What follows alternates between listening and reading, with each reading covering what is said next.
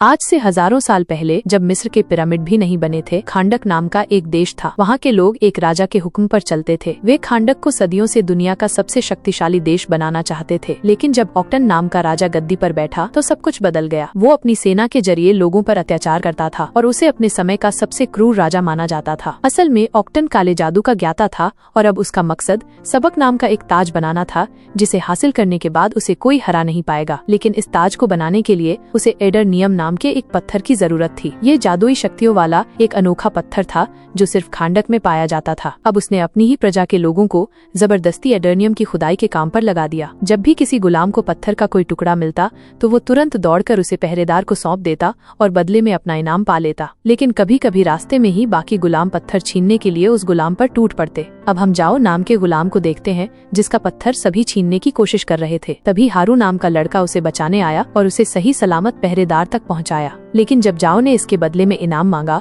तो अचानक उस सैनिक ने जाओ के पेट में चाकू घोंप दिया और उसे पहाड़ी से नीचे फेंक दिया। इस भयानक दृश्य को देखकर हारू कांप गया और उसके पिता उसे खींचकर दूर ले गए। हारू हमेशा से अपने लोगों को इस गुलामी की जिंदगी से आजाद कराना चाहता था। फिर भी हारू ने पूरे देश को एकजुट करके क्रूर राजा को हराने का फैसला किया। अचानक उसने दौड़कर उस सैनिक के हाथ से एडरनियम पत्थर चुरा लिया और अपने हाथों से आजादी का प्रतीक बनाकर लोगों के दिलों में आजादी की चिंगारी जला दी। राजा ऑक्टन जानता था कि ये छोटी सी चिंगारी जल्द ही एक बड़ी आग का रूप ले सकती है, इसलिए उसने हारू को सभी लोगों के सामने फांसी देने का आदेश दिया। अपने अंतिम समय में भी हारू आजादी का नारा लगाता रहा, लेकिन जैसे ही उसका सिर धड़ से अलग होने वाला था, एक चमत्कार हुआ। दरअसल उसे धरती पर शांति लाने के लिए चुना गया था, इसलिए उन्होंने हारू को प्राचीन देवताओं की शक्तियाँ देकर उसे बेहद ताकतवर बना दिया। मगर तब तक ऑक्टन सबक ताज बना चुका था। इधर जब हारू शक्तियाँ हासिल करके ऑक्टन के महल में उसे ललकारने पहुंचा तो ऑक्टन ने अपने ताज की वैसी शक्तियों को उजागर कर दिया। इसके बाद उन दोनों में घमासान युद्ध हुआ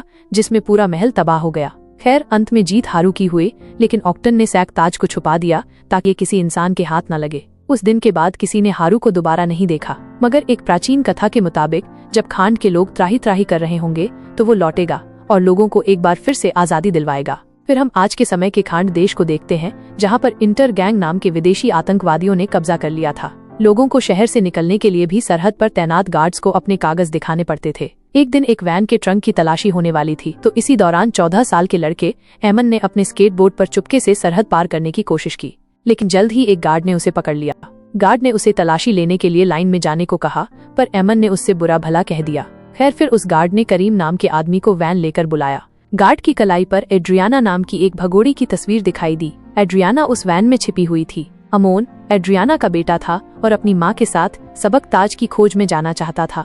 एड्रियाना ने उसे समझाकर वापस घर भेज दिया। एड्रियाना ने अपनी दादी द्वारा दिया गया एक पेंडेंट देखा जो एडरनियम पत्थर से बना था। समीर ने सुझाव दिया कि अगर वे उस पत्थर को चोर बाजार में बेचते हैं तो उन्हें अच्छी कीमत मिलेगी। हालांकि यह उनके परिवार का एक पुश्तैनी पेंडेंट था जिसका एड्रियाना के लिए बहुत महत्व था। ड्राइवर करीम, जो एड्रियाना का भाई है, ने कहा कि उसे विरासत में एक पुराना कोट और गंजापन मिला है। पहाड़ पर पहुंचने के बाद तीनों ने ताज की खोज शुरू की, जबकि करीम रखवाली के लिए गाड़ी में ही रुका रहा। जैसे ही वे पहाड़ के अंदर गए, इस्माइल अचानक गायब हो गया और समीर उसे ढूंढने निकल पड़ा।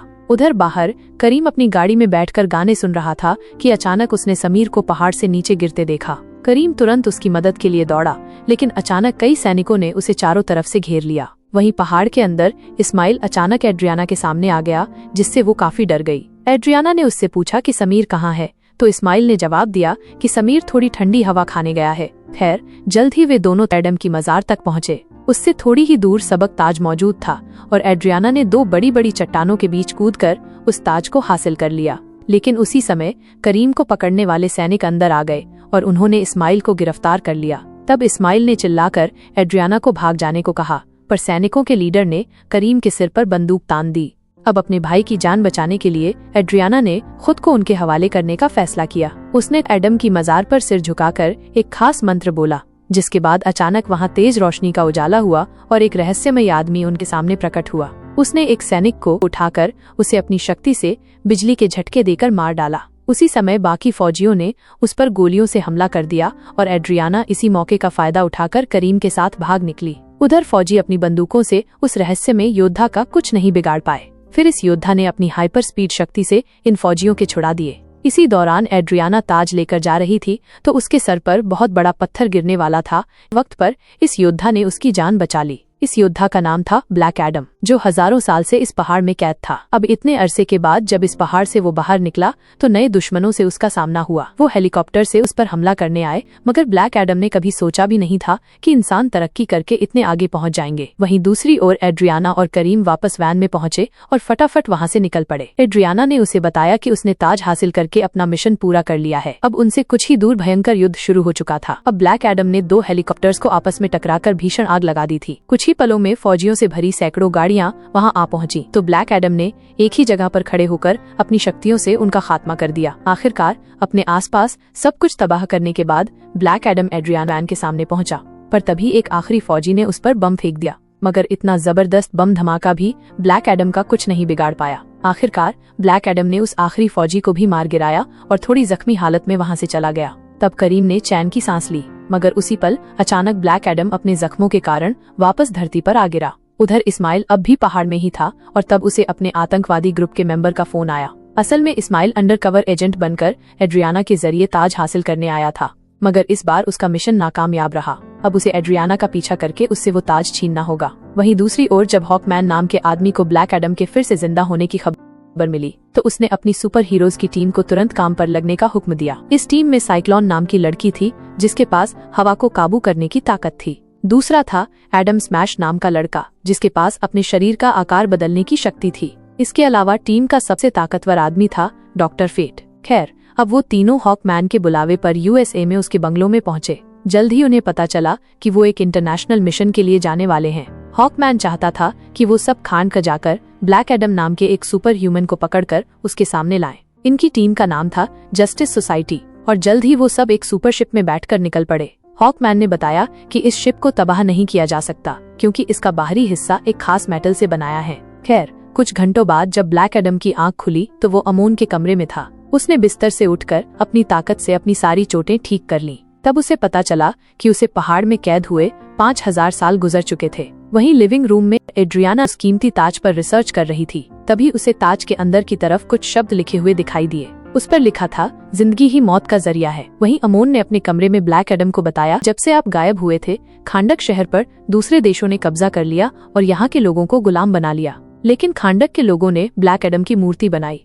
क्योंकि उन्हें पूरा यकीन था कि एक न एक दिन ब्लैक एडम उन्हें बचाने के लिए जरूर लौटेगा। मगर ये सब सुनकर ब्लैक एडम ने कहा कि वो कोई हीरो नहीं है और अचानक दीवार तोड़ते हुए वहाँ से निकल गया। अब ब्लैक एडम एक नई दुनिया की खोज में निकल पड़ा तो पीछे से अमोन ने अपने कमरे में मौजूद खुफिया रास्ते से उसका पीछा किया ताकि उसकी माँ को पता न चले। वहीं दूसरी ओर जस्टिस सोसाइटी की शिप खांडक में पहुंचने ही वाली थी तो डॉक्टर फेट ने पूरी टीम को प्लान समझाया। उन्होंने कहा कि अगर उन्हें ब्लैक एडम को पकड़ना है तो उसके मुंह से सजाम बुलवाना होगा। ऐसा करते ही ब्लैक एडम की सारी शक्तियां खत्म हो जाएंगी और उसे पकड़ने में कोई परेशानी नहीं होगी। उधर अमोन ने भागते हुए एक फौजी का रेडियो चुरा लिया और बाकी फौजियों को ये मैसेज भेजा कि खांडक का चैंपियन वापस लौट आया है। तभी फौजियों ने उसका पीछा किया पर वो अपने स्केटबोर्ड पर भाग निकला और उसने अपने हाथों से एक ट्रायंगल बनाकर ब्लैक एडम को सिग्नल भेजने की कोशिश की। लेकिन कुछ ही पलों में फौजियों ने अमोन को गिरफ्तार कर लिया।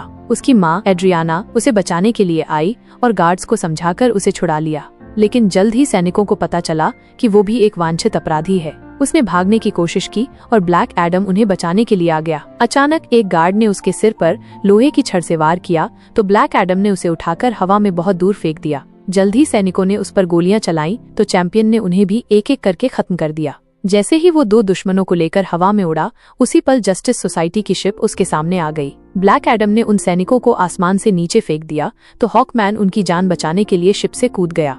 हवा में उसने अपना हॉकमैन सूट एक्टिवेट किया और दोनों सैनिकों को लेकर सुरक्षित रूप से जमीन पर उतरा। लेकिन इतनी बहादुरी दिखाने का कोई फायदा नहीं हुआ क्योंकि जल्द ही ब्लैक एडम ने उन सैनिकों पर बिजली गिराकर उन्हें मार डाला।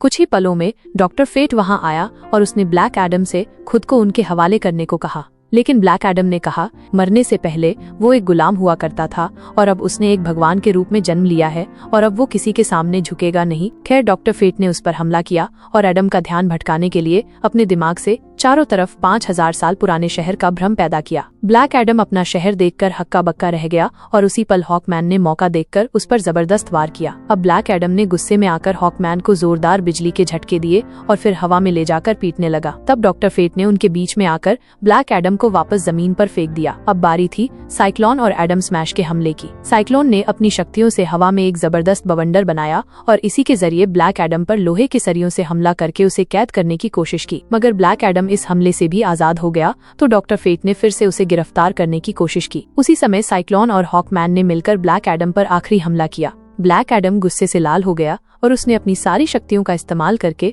सभी दुश्मनों को एक ही बार में हरा दिया। ब्लैक एडम को लगा कि वो जीत चुका है, लेकिन तभी एटम स्मैशर ने अपने भारी मुक्के से ब्लैक एडम की हड्डी पसली एक कर दी। जैसे ही ब्लैक एडम उठा, उसने एटम स्मैशर को एक ही मुक्के में बेहोश कर दिया। इसके बाद वहां के लोगों ने खुशी में ब्लैक एडम की जीत के नारे लगाए और ब्लैक एडम वहां से चला गया। डॉक्टर फेट ने अपनी टीम से कहा कि कोई भी ब्लैक एडम का पीछा नहीं करेगा, क्योंकि वो जानता था कि उनमें से किसी में भी ब्लैक एडम को हराने की ताकत नहीं है। फिर डॉक्टर फेट अपनी टीम के साथ एड्रियाना के पास पहुंचा, क्योंकि उसने एक सपने में देखा था कि सबाक का ताज एड्रियाना के पास है, लेकिन एड्रियाना ने कहा कि उसके पास कोई ताज नहीं है। उधर जस्टिस सोसाइटी की टीम और ब्लैक एडम के युद्ध के दौरान एमन ताज को अपने बैग में डालकर भाग गया था। अब एड्रियाना ने हीरोज की टीम के साथ उस महल में जाने का फैसला किया जहां ब्लैक एडम रहता था। प्राचीन कथा के अनुसार 5000 साल पहले ब्लैक एडम इसी महल में अपने लोगों को आजाद कराने गया था, लेकिन जब जस्टिस सोसाइटी के सदस्यों ने कहा कि वो वहां आजादी दिलाने नहीं बल्कि बदला लेने गया था, ब्लैक एडम के भयानक गुस्से की वजह से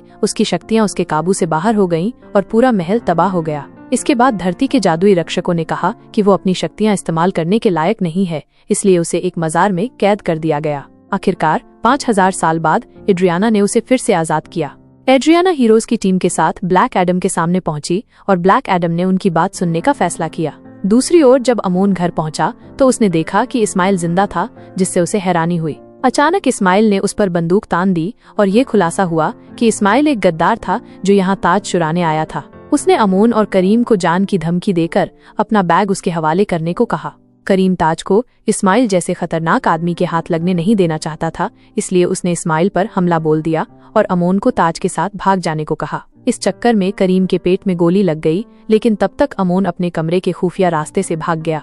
ब्लैक एडम और जस्टिस सोसाइटी की मीटिंग के दौरान अमोन ने एड्रियाना को फोन किया और उसे इस्माइल के गद्दारी के बारे में बताया कि इंटर गैंग उसके पीछे पड़ी है और वो एक इमारत में छिपा हुआ है। एड्रियाना ने ब्लैक एडम से अपने बेटे को बचाने की गुहार लगाई। ब्लैक एडम तुरंत अमोन को बचाने के लिए निकल पड़ा और उसने देखा कि आतंकवादियों ने अमोन को पकड़ लिया है। ब्लैक एडम ने उन्हें अमोन को छोड़ने के लिए कहा, लेकिन आतंकवादियों ने उसे हवा में फेंक दिया। ब्लैक एडम ने उसे बचा लिया और बाकी आतंकवादियों को मारने के लिए निकल पड़ा। इस्माइल ने अमोन के सिर पर बंदूक रखकर उसे अपने साथ ले गया। इस्माइल ने अमोन का बैग खोला और पूछा कि ताज कहाँ है, लेकिन अमोन ने कुछ नहीं बताया। इस्माइल ने अमोन को बंदी बना लिया। जब ब्लैक एडम को ये पता चला तो वो बहुत क्रोधित हुआ। इस्माइल ने अमोन को एक उड़ने वाली मोटरसाइकिल के ट्रंक में छिपा दिया था। अमोन ने अपनी माँ को फोन करके बताया कि इस्माइल ने उसे कैद कर लिया है। जस्टिस सोसाइटी भी अमोन को बचाने के लिए निकल पड़ी। ब्लैक एडम एक एक करके मोटरसाइकिलों की जांच कर रहा था और दुश्मनों को मार रहा था। तभी हॉकमैन ने उसे इस तरह लोगों की जान लेने से रोका, लेकिन ब्लैक एडम किसी से ऑर्डर्स लेने वालों में से नहीं था। आखिरकार ब्लैक एडम ने आखिरी मोटरसाइकिल की तलाशी ली और कहा कि अमोन इसमें भी नहीं है। असल में इस्माइल ने तो मोटरसाइकिलों पर अपने आदमियों को ब्लैक एडम का ध्यान भटकाने के लिए भेजा था, जबकि वो खुद अमोन को लेकर एक ट्रक में फरार हो गया था। खैर, उधर डॉक्टर फेट एड्रियाना के घर पहुंचा, क्योंकि वो जानता था कि ताज यहीं छुपा हुआ है। वहां जाकर उसने देखा कि करीम गोली से जख्मी होकर जमीन पर पड़ा था। करीम की हालत बेहद नाजुक थी और उसे लग रहा था कि उसका आखिरी समय आ गया है, पर तब डॉक्टर फेट ने उसे शांत होने को कहा। असल में वो भविष्य देख सकता था और उसने कहा कि करीम की मौत आज नहीं होगी, वो बिजली के झटके से मारा जाएगा। ये सुनकर करीम ने चैन की सांस ली, लेकिन अब उसे शायद इलेक्ट्रिशियन का काम छोड़ना होगा। फिर करीम का शिप में इलाज शुरू हुआ और इधर एड्रियाना अपने घर में डॉक्टर फेट को देखकर हैरान हो गई। फेट ने उसे विश्वास दिलाया कि वो और उसकी टीम अमोन को ढूंढ निकालेंगे। कुछ ही पलों में ब्लैक एडम और हॉकमैन भी वहां पहुंच गए और वो अपने साथ इंटर गैंग के 2 गुंडों को लाए थे ताकि डॉक्टर फेट उनका दिमाग पढ़ सके। लेकिन तभी ब्लैक एडम उन्हें उड़ाकर आसमान में हजारों फीट ऊपर ले गया और उन्हें नीचे फेंकने की धमकी देकर उनसे सवाल पूछे, और अपने सवालों के जवाब पाने के बाद भी ब्लैक एडम ने उन्हें नीचे फेंक दिया। बेचारे हॉकमैन ने जैसे तैसे उन्हें गिरने से बचाया।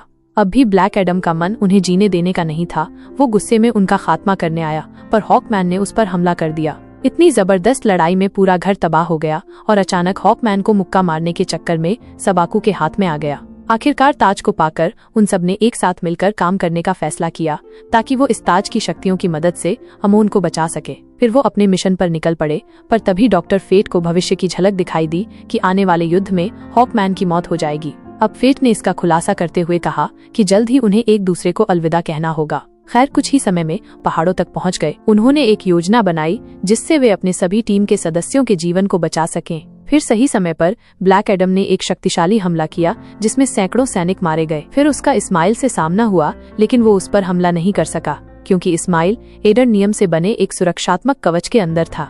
जल्द ही बाकी टीम भी वहां पहुंच गई और जब एड्रियाना ने अपने बेटे के सिर पर बंदूक देखी तो उसने ताज इस्माइल को सौंप दिया और उसकी जान बचाने का फैसला किया। अंततः ताज प्राप्त करने के बाद इस्माइल ने खुलासा किया कि वो राजा ऑक्टन का अंतिम वंशज है।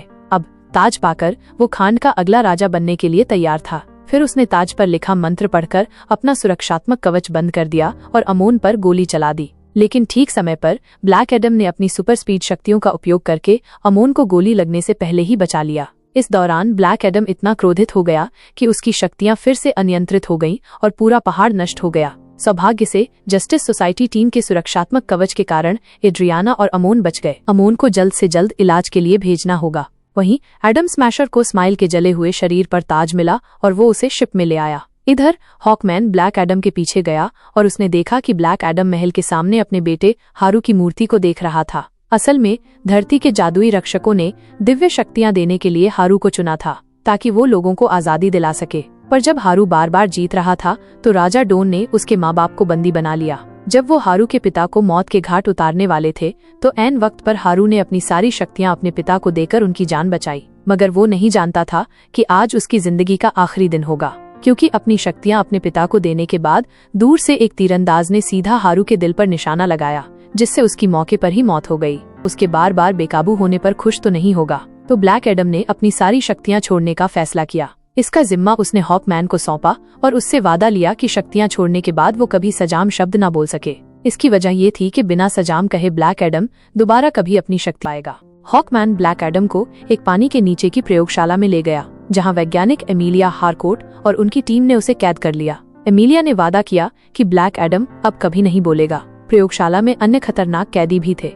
उसी समय जहाज के मुर्दाघर में इस्माइल के शव में अजीब हलचल होने लगी। डॉक्टर फेट को बार बार एक ही दृश्य दिखाई दे रहा था, जिसका कारण उन्हें समझ नहीं आ रहा था। उन्हें डर था कि यदि हॉकमैन की मृत्यु हो गई तो न्याय समाज का अंत हो जाएगा।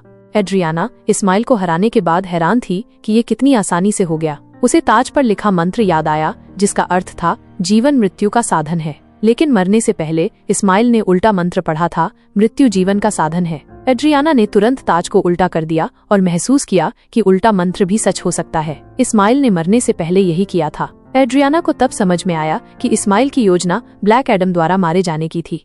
एड्रियाना के इस रहस्य को सुलझाने के तुरंत बाद ताज अचानक गायब हो गया और समुद्र की गहराई से सैक जाग उठा। उसी समय हॉकमैन ने उस पर मिसाइल हमला किया, लेकिन सैक ने उनकी जहाज को नष्ट कर दिया। जस्टिस सोसाइटी ने मिलकर सैक को गद्दी पर बैठने से रोकने का फैसला किया, क्योंकि अगर ऐसा होता तो उसे हराना असंभव होता।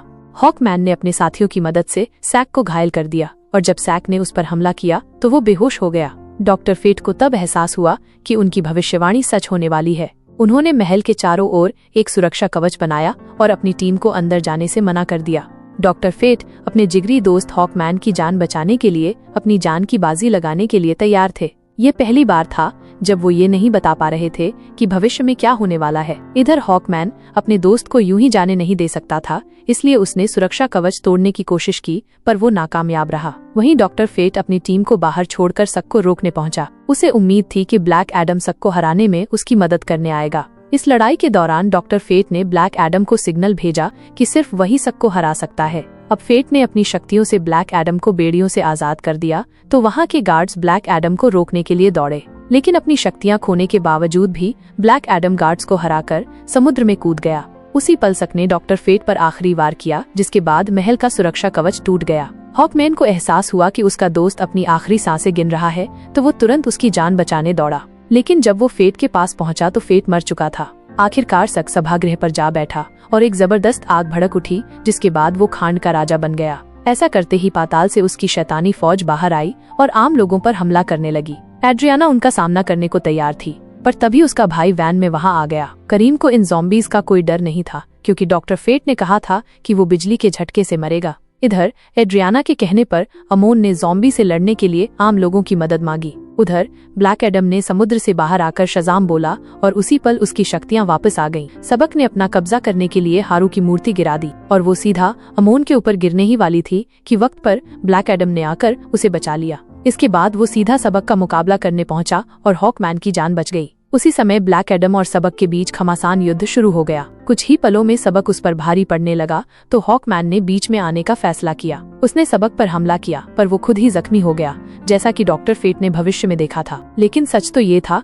कि ये हॉकमैन का असली शरीर नहीं था। असल में हॉकमैन ने फेट के हेलमेट की मदद से अपने शरीर की कई कॉपीज बना ली थी और उन्होंने एक साथ सबक पर हमला किया। इधर ब्लैक एडम ने अपनी जबरदस्त ताकत से सबक के शरीर के 2 हिस्से कर दिए और उसी पल पाताल के सभी ज़ॉम्बीज़ गायब हो गए। ऐसा करते ही आम लोग जीत के नारे लगाकर खुशी से झूम उठे। आपसी मनमुटाव के बावजूद ब्लैक एडम और हॉकमैन ने दोस्ती का हाथ बढ़ाया। अंत में डॉक्टर फेट का हेलमेट अपना काम पूरा करने के बाद अपने आप ही गायब हो गया। फिर जस्टिस सोसाइटी ने ब्लैक एडम को पकड़ने का मिशन छोड़ दिया, क्योंकि उसने अब सबकी जान बचाई थी। आखिरकार पूरी टीम USA लौट गई। वहाँ के लोगों ने उसे उनका राजा बनकर देश चलाने को कहा, मगर ब्लैक एडम ने एक ही पल में सिंहासन को तोड़कर उसका किस्सा ही खत्म कर दिया। ब्लैक एडम ने कहा कि वह खांड का राजा नहीं बल्कि उनका रक्षक बनकर काम करना चाहता है और अब खांडक हमेशा के लिए आजाद रहेगा। वीडियो पसंद आई तो लाइक कर देना, चैनल को सब्सक्राइब कर लेना।